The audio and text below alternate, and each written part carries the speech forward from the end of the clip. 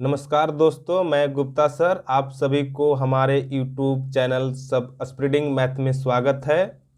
दोस्तों, आज इस क्लास के माध्यम से 11th क्लास के फर्स्ट चैप्टर समुच्चय यानी सेट का इंट्रोडक्शन पार्ट करेंगे, यानी भाग नंबर 2 होगा। इससे पहले हम लोग भाग 1 पढ़ चुके हैं, जिसमें पढ़े थे कि समुच्चय की परिभाषा किसे कहते हैं, यानी समुच्चय किसे कहते हैं, और उसमें मेन पॉइंट पढ़े थे। आज हम लोग पढ़ेंगे कि किसी समुच्चय को निरूपित करने की कितनी विधियां होती है। किसी समुच्चय को निरूपित करने की 2 विधियां होती है। किसी समुच्चय को निरूपित करने की कितनी विधियां होती है? 2 विधियां होती है। रोस्टर या सारणीबद्ध रूप, समुच्चय या निर्माण रूप। यही 2 हम लोग आज पढ़ेंगे। पहले हम लोग पढ़ेंगे कि रोस्टर या सारणीबद्ध रूप यानी समुच्चय को जो विधियां है, 2 विधियां, उसका पहला पढ़ेंगे रोस्टर या सारणीबद्ध रूप। रोस्टर रूप या सारणीबद्ध रूप किसे कहते हैं? देखिए, रोस्टर रूप में समुच्चय के सभी अवयवों को सूचीबद्ध किया जाता है। अवयवों को एक दूसरे से अर्धविराम द्वारा पृथक किया जाता है और उन सभी को एक मंझले कोष्ठक के भीतर लिखते हैं। अगर आपसे बोले कोई कि रोस्टर या सारणीबद्ध रूप क्या है, तो आपको यही बोलना होगा कि रोस्टर रूप में समुच्चय के सभी अवयवों को सूचीबद्ध किया जाता है। अवयवों को एक दूसरे से अर्धविराम द्वारा यानी पृथक में इसके अलग किया जाता है और उन सभी को एक मंझले कोष्ठक यानी मंझला कोष्ठक इस तरह का होता है के भीतर लिखते हैं। या अब इसमें क्या है ना, देखिए यहाँ पर इसी में लिखिएगा, जो रोस्टर या सारणीबद्ध का रूप यही इसी में है, समझिए। देखिए, समुच्चय के लिए वस्तु अवयव या सदस्य पर्यायवाची पद है। माने मान लेते हैं कि रोस्टर जिसे है कि A, B, C, D इस तरह के लिखते हैं, तो इसको हम लोग अवयव बोल सकते हैं या सदस्य भी बोल सकते हैं, या इसको सदस्य भी बोल सकते हैं। ये दोनों ये क्या है, मिलता जुलता वर्ड है। देखिए, समुच्चय को प्राय अंग्रेजी वर्णमाला के बड़े अक्षरों से निरूपित करते हैं।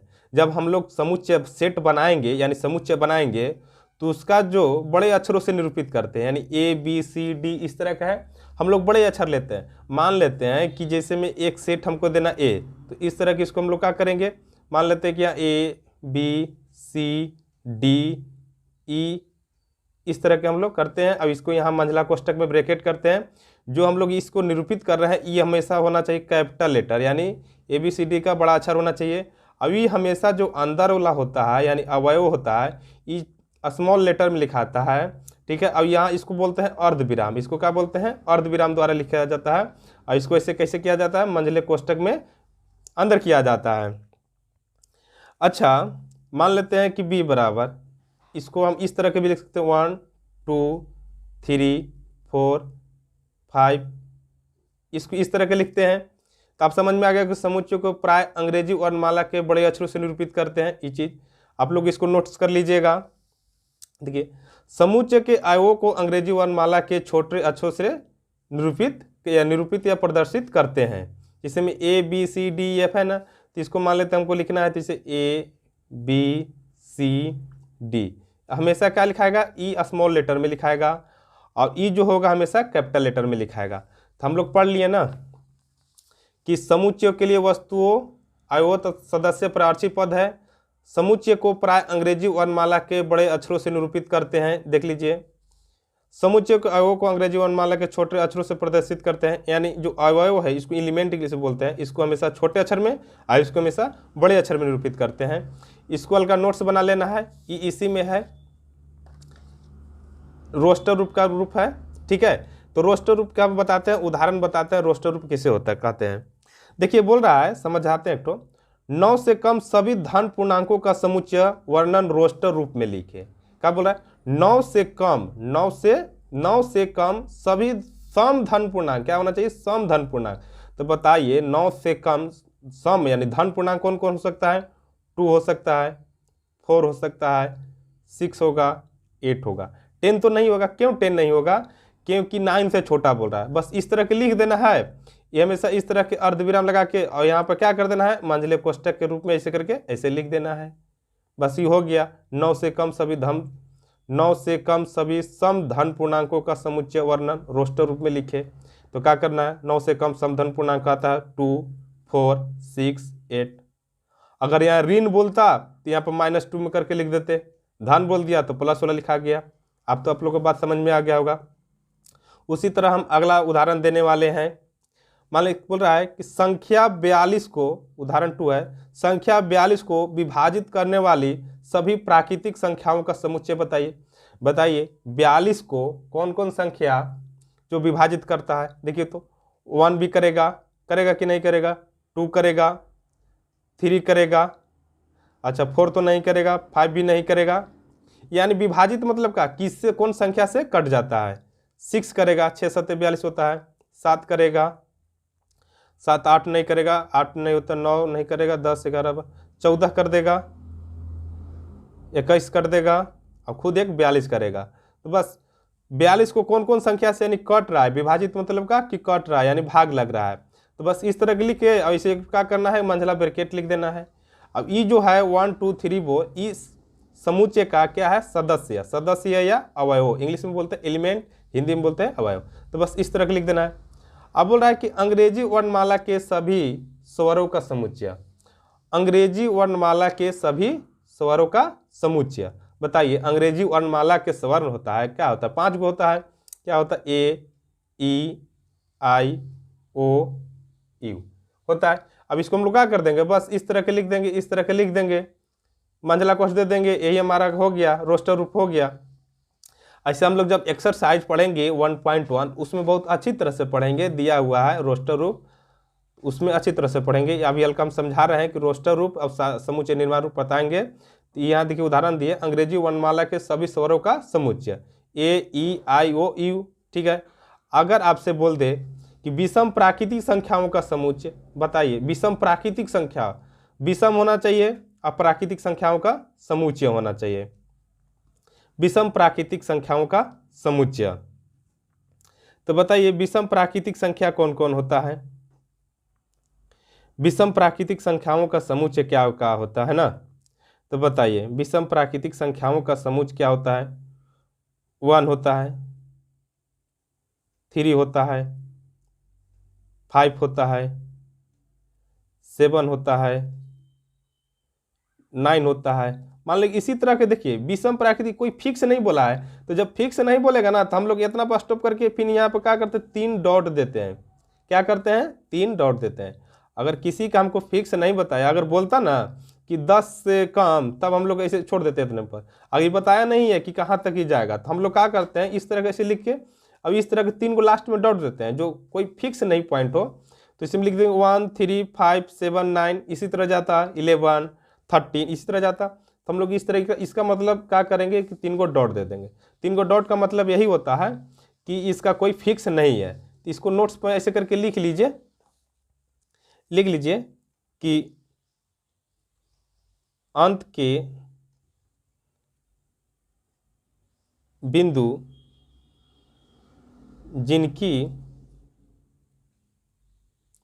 संख्या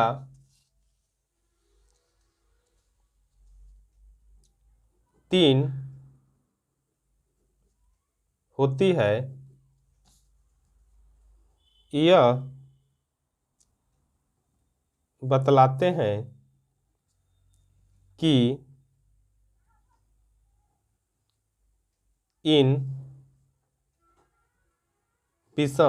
है, यह बतलाते हैं कि इन विषम संख्याओं की सूची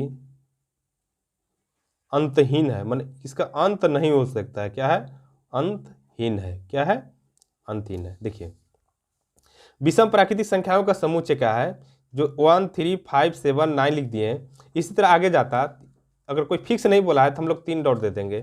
ठीक है। तो इसको क्या होता है कि अतः अंत के क्या बोलेंगे, अंत के ना, अंत के बिंदु जिनकी संख्या 3 होती है, यह बतलाते हैं कि इन विषम संख्याओं का सूची अंतहीन है, यानी कोई इसका फिक्स नहीं है। तो अब तो समझ में आ गया होगा कि रोस्टर रूप में किस तरह के लिखते हैं। अब हम लोग पढ़ेंगे क्या, दूसरा यानी समुच्चय को निरूपित करने की जो है किसी समुच्चय को निरूपित करने की दो विधियां है, रोस्टर रूप या सारणीबद्ध रूप तो हम लोग जान गए, ये दोनों जान गए इसको। अब इसी में ई भी है, ये दोनों आप लोग नोट्स कर लीजिएगा। अब हम लोग पढ़ेंगे, आगे भी देखते हैं क्या है, कुछ इसी में पॉइंट आगे भी है। देखिए यहाँ पर क्या है, रोस्टर रूप में अवयवों को सूचीबद्ध करने में उनके क्रम का महत्व नहीं होता है।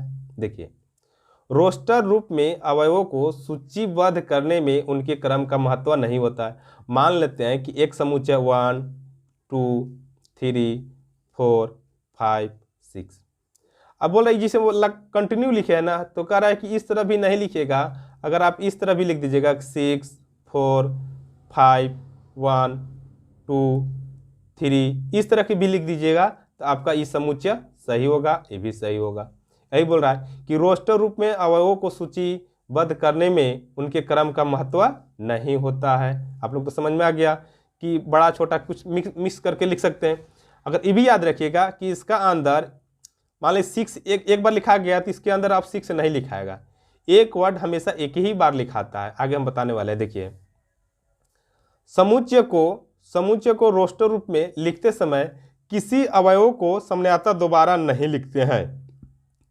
यानी यही बोला है कि समुच्चय को रोस्टर रूप में लिखते समय किसी अवयव को सामान्यतः दोबारा नहीं लिखते हैं, अर्थात प्रत्येक अवयव एक दूसरे से भिन्न होता है। जैसे हम देखिए मान लेते हैं कि स्कूल में प्रयुक्त अक्षरों का समुच्चय बनाना। देखिए स्कूल में तो क्या है, देखिए तो यहाँ डबल हो, 2 गो है ना, तो इसको हमेशा एक युग लिखेंगे। पहले क्या लिख लेंगे, एस लिख लेंगे, सी लिख लेंगे, एच लिख लेंगे, फिर ओ लिख लेंगे, फिर एल लिख लेंगे। बस यही हमारा क्या हो गया, एक समुच्चय हो गया। क्यों कि ओ हमारा 2 बार आया था, इसमें हम समुच्चय जब निर्माण करते हैं तो हमेशा एक ही बार लिखाता है। तो ये सब नोट्स हमेशा बहुत इंपॉर्टेंट है, एग्जाम में यही सब पूछता है, 1 नंबर का हमेशा यही सब पूछता है। आप लोग इसको अच्छी तरह से देख लीजिए, आगे भी काम देगा कि समुच्चय को रोस्टर रूप में लिखते समय किसी अवयव को सामान्यतः दोबारा नहीं लिखते हैं, अर्थात प्रत्येक अवयव एक दूसरे से भिन्न होता है। इसमें बोलेगा स्कूल में प्रयुक्त अक्षरों का समुच्चय, तो देखिए एस लिख लिए, सी लिख लिए, एच लिख लिए। अब वहाँ 2 गो था तो हमेशा एक ही गो लिखाएगा, तो हम एक गो लिख लिए, फिर यहाँ एल लिख लिए। अब इसका क्या दे दिए, मंझली कोष्ठ, अभी हमेशा अर्धविराम लगाते हैं। अगर मान लेते हैं कि उदाहरण 2 बताने वाला है, मान लेते हैं बोलेगा कि एप्पल का बताइए, एप्पल का समुच्चय बताइए। तो एप्पल का समुच्चय देखिए तो पी 2 बार आ रहा है, तो हमको एक लिखेंगे, क्या करेंगे, ए लिख देंगे और पी लिख लेंगे, अब एल लिख लेंगे, अब ए लिख लेंगे। बात समझ में आ गया। इसी तरह आगे आपका सब होगा।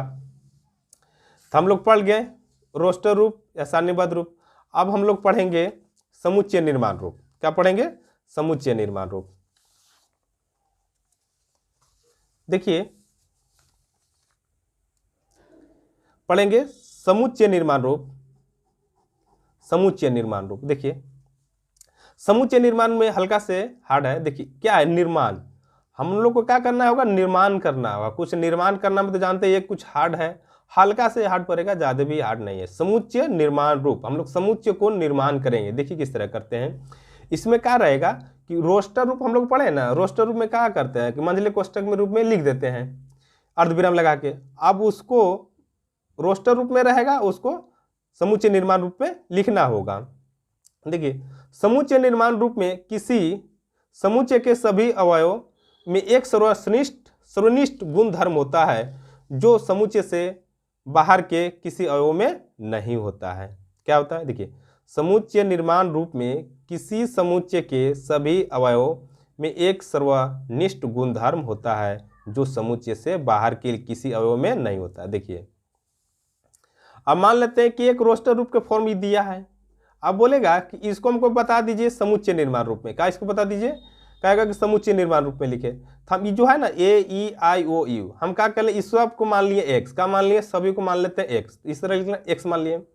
अब ये जो 2 गो इसे है ना, इसको हम क्या बोलते हैं, इसको हमेशा कोलन बोलते हैं। क्या बोलते हैं, कोलन, यानी एक्स कोलन। देखिए इसको पूरा मान ली एक्स। अब बोल रहा है कि एक्स कोलन लिखे। अब फिर कह रहा है कि एक्स अंग्रेजी वर्णमाला के क्या है, एक स्वर है। क्या एक्स अंग्रेजी वर्णमाला के क्या है, एक स्वर है। तो हम लिख दे, जैसे मान लीजिए एक्स अंग्रेजी वर्णमाला का एक स्वर है, हम जान गए कि एक्स का मान जो होगा ना हमेशा स्वरे लिखना होगा। तो मान लेते हैं कि यहाँ पर 5 गो लड़का है, 5 गो लड़का खड़ा है, ठीक है। अब 5 लड़का है तो हम बोलेंगे लड़के हैं। अब लड़का के क्या क्या नाम है, तो मान ले कि लड़का के नाम अलग अलग होगा, मान ली विकास, रवि, मुस्कान, कुछ नाम होगा। उसी तरह कि जो ए ई आई ओ यू है, हम इस समूचा का मान लेते हैं कि एक्स मान लिए, एक्स मान लिए। अब एक्स मान लिए, अब वो कह रहा है कि एक्स, तो एक्स अंग्रेजी वर्णमाला का एक स्वर है। मान ली एक्स एक बार ए आएगा, एक बार ई आ जाएगा, एक बार आई आ जाएगा, एक बार ओ आ जाएगा, एक बार यू आ जाएगा। इसी तरह क्या करना है, लिख देना। अब इसको हम लोग और शॉर्टकट में कुछ पढ़ेंगे, आगे पढ़ेंगे। अगर वही मान लेते हैं, देखिए क्या है यहाँ पर दूसरा में 1 4 9 16। देखिए तो क्या है 1 4 9 16। देखिए तो ये 1 का स्क्वायर होता है 1, और ये 2 का स्क्वायर होता है 4, ये 3 का स्क्वायर होता है 9, ये 4 का स्क्वायर होता है 16। ये देखिए तो ये तो हम लोग जानते हैं कि रोस्टर रूप में लिखा हुआ है। अब इसको हम लोग क्या कर लेंगे, इसको हम लोग समुच्चय निर्माण रूप में लिखेंगे। तो हल्का से देखिए निर्माण कैसे करना है। तो हम सभी को मान लिए क्या है कि सभी को मान लिए एक्स है। तो देखिए तो यहाँ एक्स दे के और यहाँ पे एक्स ऐसे कोलन दे देना है। क्या दे देना है, कोलन दे देना है। तो एक्स कोलन, अब बोल रहा है कि जो एक्स हो ना हमेशा 5 से छोटी प्राकृतिक संख्या के का है एक वर्ग है। एक्स जो होगा 5 से छोटी प्राकृतिक संख्याओं का वर्ग होगा। एक बार इसको एक्स की जगह पर 1 लिखेंगे, फिर एक बार 2 लिखेंगे, फिर एक बार 3 लिखेंगे, एक बार क्या लिखेंगे 4 लिखेंगे। तो इस तरह हमेशा निर्माण करते हैं। जब आगे एक्सरसाइज बताएंगे तो पूरा अच्छी तरह से समझ में आएगा। अब मान लेते हैं, देखिए यहाँ से कि 4 5 6 7 8 9। अब देखिए में समझ में आ रहा है क्या कि सभी संख्या जो है ना, ये सभी संख्या एक प्राकृतिक संख्या है। और ये भी देखिए कि हमेशा जो दिखाई दे रहा है कि 3 से बड़ा और 9 से छोटा दिखाई दे रहा है। तो हमेशा क्या करना कि समूचा का मान लेते हैं कि एक्स है, तो क्या एक्स दे के और यहाँ पर क्या लिखो कोलन। तो आप देखना होगा कि 3 से सब देखिए 3 से सब बड़ा दिखाई दे रहा है और क्या 10 से सब छोटा दिखाई दे रहा है। तो इसको निर्माण कैसे कर देंगे, देखिए 3 से बड़ी और 10 से छोटी प्राकृतिक संख्याएं हैं। जो x कोलन x जो x है वो 3 से बड़ी और 10 से छोटी प्राकृतिक संख्याएं है। आप लोग देखने को यहाँ मिल रहा होगा। अगर मान लेते हैं एक तो अपने से हम बताते हैं, देखिए यहाँ फॉर्मूले में मान लेते हैं क्या प्राकृतिक संख्या लिख देंगे 1 2 3 4 5 6 7। अब इसको बोलेगा कि समुच्चय निर्माण रूप में लिखिए। तो देखिए समुच्चय निर्माण में बहुत आसान है। देखिए क्या कर देंगे, यहाँ पर इस तरह के डी पहले लिख लेंगे। आप देखिए यहाँ पे इस तरह कैसे कर लेंगे, अब यहाँ एक्स लिख लेंगे, अब फिर यहाँ कोलन दे देंगे, अब यहाँ एक्स दे देंगे इस तरह, अब फिर एक्स लेके अब फिर यहाँ क्या लिखना होगा कि जो एक्स है ना एक प्राकृतिक संख्या है। क्या लिख देंगे कि देखिए एक जो है एक 1 2 3 4 5 6 7 है ना, ठीक है। तो ये क्या बोलेंगे कि जो एक्स है ई एक्स कोलन एक्स एक प्राकृत संख्या है। क्या है, प्राकृत संख्या है। बस इस तरह लिख देंगे। मान लेते हैं एक तो आप बताते हैं ई नंबर ऐसे करके। अब हमेशा देखिए जो रिप्रेजेंट करते हैं ये हमेशा बड़ा अक्षर में होना चाहिए, ये बड़ा अक्षर में होना चाहिए। मान लेते हैं कि 2 4 6 इस तरह के 8 चलते हैं 10। तो एक्स एक प्राकृतिक संख्या है, ठीक है। अब यहाँ पर क्या कर देंगे ई इस तरह के लिख लेंगे। अब यहाँ पर दे देंगे कि एक्स कोलन एक्स क्या अंतर, एक्स एक सम संख्या है। क्या है, सम संख्या है। बस इस तरह के सब बना लेना है। क्या हार्ड है, ठीक है दोस्तों। आगे के वीडियो पाने के लिए हमारे चैनल को सब्सक्राइब करिएगा। और ये आपका क्लास दूसरा है, भाग 2 है। चलिए धन्यवाद।